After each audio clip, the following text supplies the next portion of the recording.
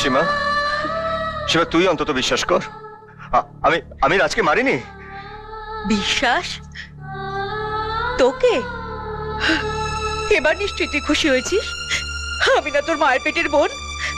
আমার এত বড় একটা ক্ষতি করতে তোর বিবেকে বাঁধলো না? সীমা, সীমা আমি আমাদের মার নামে দিব্যি করে বলছি আমি রাজকে মারিনি। চুপ কর, চুপ কর তুই।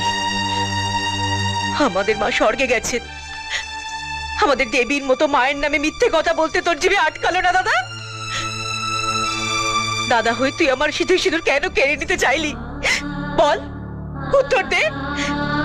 তুই একটা পাপী, তোকে আমার দাদা বলে পরিচয় দিতে ঘেন্না করে। তোর মুখ আমি দেখতে চাই না। তুই এখান থেকে চলে যা দাদা, তুই এখান থেকে চলে যা, তুই এখান থেকে চলে যা।